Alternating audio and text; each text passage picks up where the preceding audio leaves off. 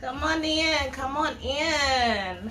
Welcome, Boss Babe. Self-care, self-love Sunday. Hope everybody is having a blessed day. Definitely wanted to get in on a few things today. I had a Boss Babe ask me about swollen lymph nodes and fibrosis. I know she had a question if it dealt with sarcoidosis, is similar to lupus. And I did a little research because I felt that after reading on sarcoidosis that the symptoms related very closely to lupus. So I did want to do some research and see the difference between the two. Now, with sarcoidosis and lupus being an autoimmune disease, these diseases are taking over our human population slowly but surely, whether we believe it or not. And a lot of people have autoimmune diseases and don't even know it. So, of course, Boss Babes, if you have any questions, any concerns, please feel free to shoot them out to me, because I have you on both live Facebook and Instagram, so that way I can relate them to both social sites. But let's get into it. First of all, I do not own the rights to the music you hear in the background right now, so just FYI. But anywho, basically sarcoidosis is a rare disease. From what I read, this is the information that I pulled up. I did a lot of research. Now, it's fewer than 200,000 U.S. cases per year in the U.S. Now, for lupus, it's a little bit more common. Lupus has more than 200,000 U.S. cases per year. Again, sarcoidosis have fewer than 200,000 cases. Now, with sarcoidosis, the symptoms vary depending on the organs that are affected. With lupus, the symptoms vary but can include fatigue, joint pain, rash, and fever. These can periodically get worse due to flare-ups, of course. So the ones that are not familiar with lupus, that's what you can basically look for when it comes to symptoms right off the bat. Now, with sarcoidosis, people may experience pain areas in the eyes. They may experience with the whole body, fatigue, night sweats. The eyes may become dry, itchy, or red. Skin may have skin may have rashes or red and tender lumps. Your visual will be blurred vision and sensitive to light. Respiratory, shortness of breath or wheezing. Also common is coughing, swollen lymph nodes, or weight loss. Now, as you can see with sarcoidosis, it's very similar to the symptoms of lupus. But with lupus, pain areas are usually in the muscles. That's when you're dealing with the fibromyalgia. And pain types can be sharp in the chest. Now, that's when you're dealing with the pleurisy. I myself deal with pleurisy, so that's a common, but also common, as I read, with the sarcoidosis. Now, pain with lupus circumstances can occur while breathing, whole body, and of course, anemia, fatigue, fever. Hair, of course, you receive hair loss with discoid.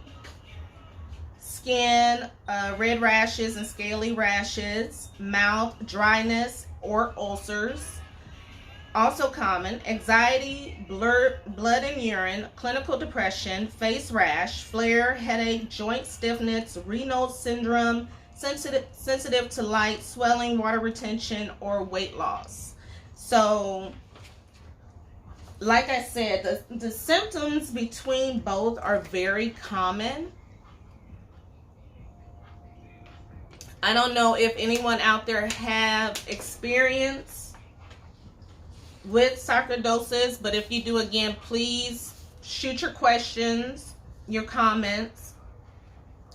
But reading on with sarcoidosis, the growth of tiny collections of inflammatory cells in different parts of the body is what occurs. So you're basically having these little tiny collections of these cells that develop throughout, I read, throughout the lungs. It affects the lungs more than anything. Now, there are different stages of sarcoidosis, and I want to show that so you can see.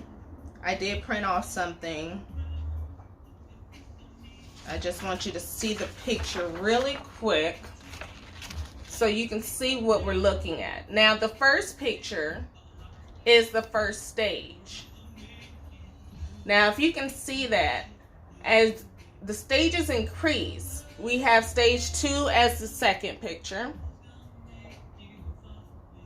stage 3 as the third picture, okay? And if you can see that Instagram,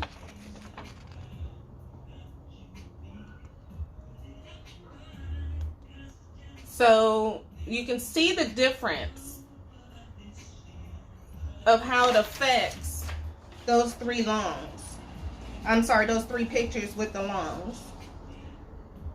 And I found it crazy because with lupus, it affects your chest, but it's more so with, I don't know, it's what I read was the diaphragm of the chest cavity, and also throughout that becomes inflamed.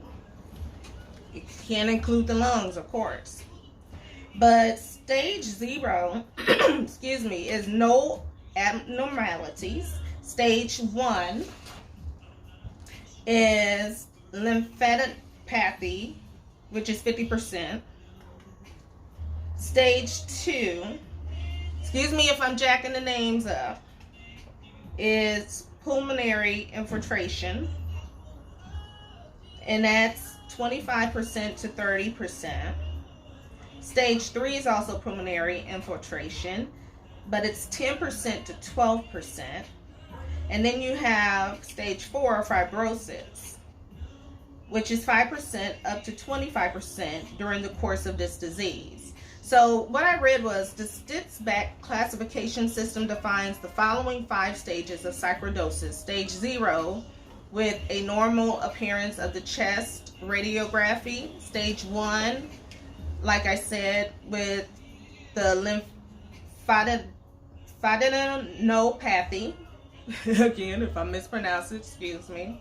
Stage 2 with the same, and lung disease.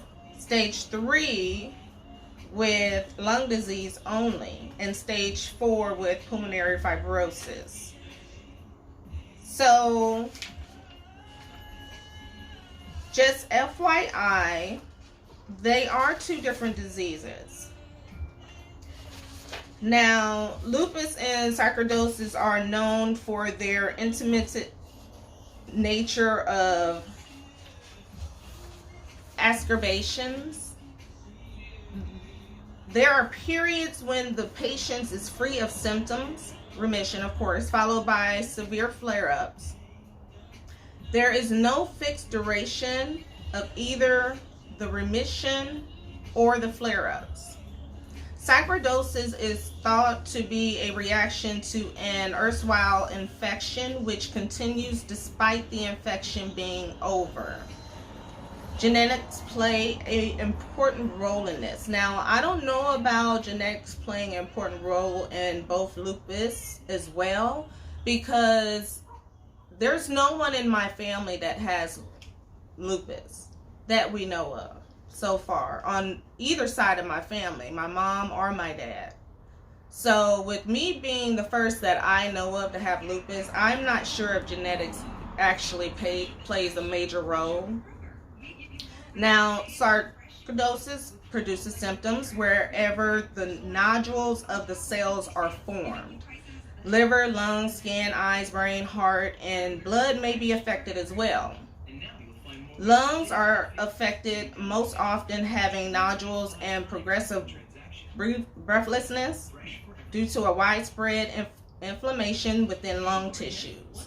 Enlargement of lymph nodes, inflammation of layers of eye called uveitis, damage to heart valves, anemia and spleen enlargement, pain in peripheral nerves, patchy hair fall, and dry mouth are all manifestations from the other symptoms it affects. Joints and kidneys are rarely affected, unlike lupus.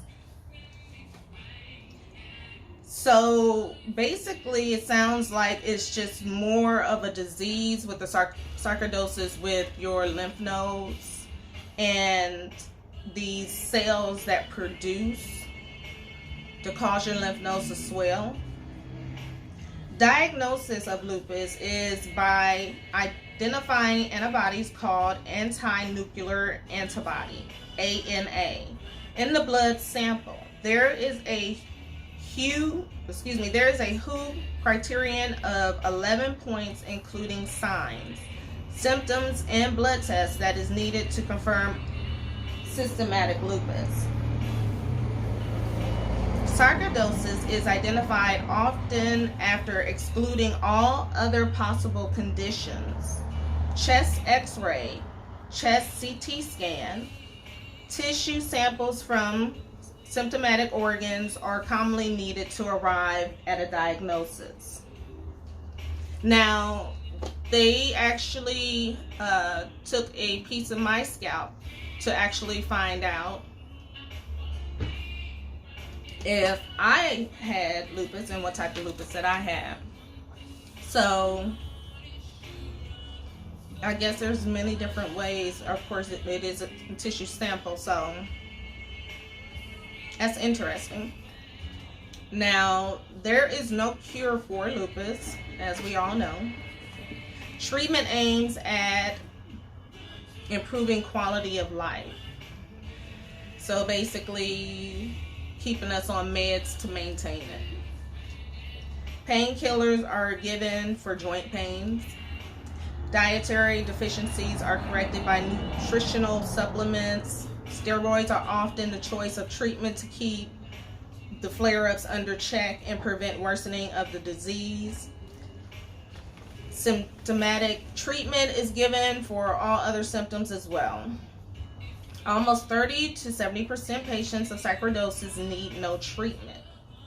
Symptoms, when seen, are handled using steroids and immune suppressant like methotrexate. That's exactly what some people with lupus take as well, methotrexate, and that's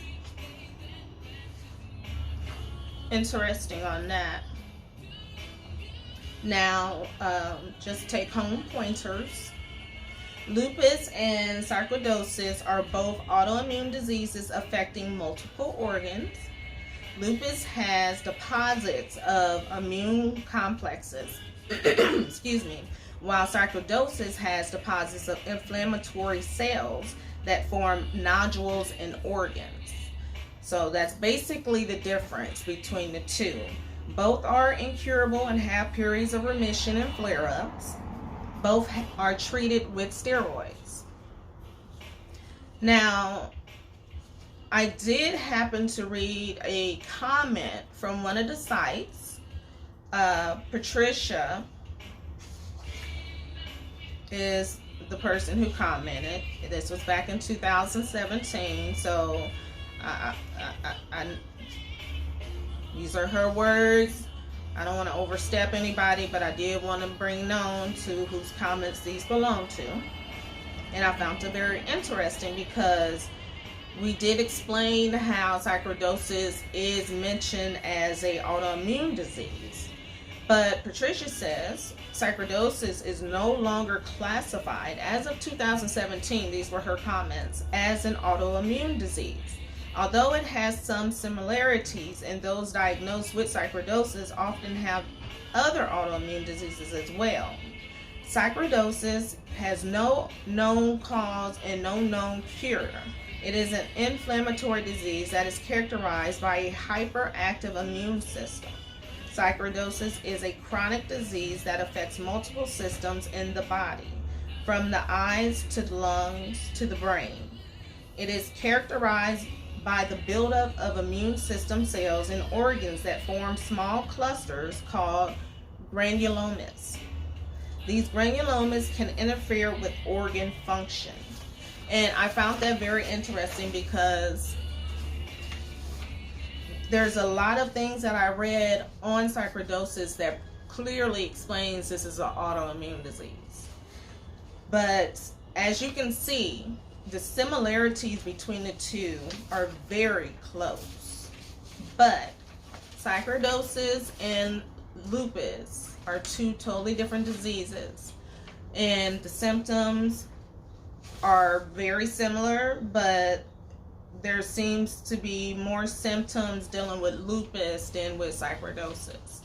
So I did just want to bring that to everybody's attention because I found that very interesting for one of my boss babes to bring that question up because of the similarities. So she not only educated me, but also I'm able to educate you about school awareness. Hashtag, hey. So again, I thought that was pretty cool. So if you have any questions, any concerns, please don't hesitate. They bring awareness. I'm able to educate myself and educate other boss babes, and I think that's awesome. But you know, it's self-care, self-love Sunday, so I'm fit to chill for the evening. It's a beautiful day. For those who were affected by the weather this past week, it was horrible. So I completely understand. If you are in need of anything, please don't hesitate to contact us. We are more than willing to help you out. We don't have much, but we do have water. If anything you can't find, we're here. We do have a little food here that we can donate. So we are giving a little bit and helping out in the community. So feel free to contact me. I am more than happy to help. I have no problem with that. I know myself was without lights from Sunday to Wednesday, so that's why posting was completely cut off between those days. So yeah, it's pretty bad. When it comes to situations like this, I notice a lot of people go into panic mode, and when they go into panic mode, of course, they swarm the grocery stores and try to buy everything they're needing, but not keeping in mind that, you know, you might be overbuying, and the people that actually needs, they're not able to get it because it's not available. So when that comes in the hand, you know, there are helpful people like myself and other my friends. If you need anything, please do not hesitate. We are here.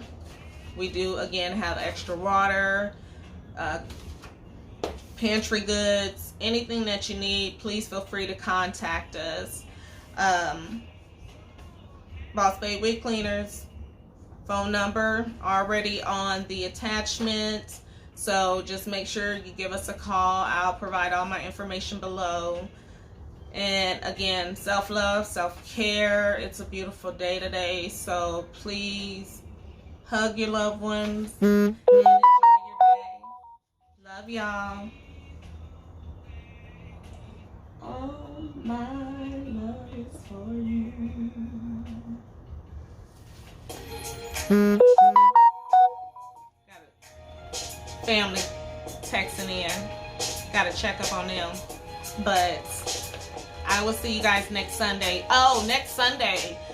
Prepare yourself for a true clean. I thought we should end the month off with speaking with Miss Jimmy Lavon Sanders. I am looking forward to all the nutritional goods and products she has to offer and to educate us on. So next Sunday, 2 p.m. on the dot. Please make sure you look forward to that. And I will see you guys next Sunday. Love y'all.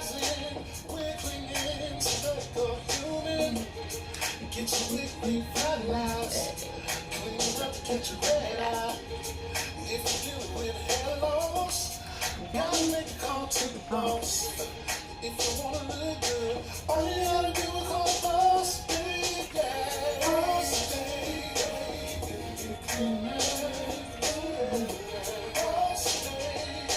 Love y'all.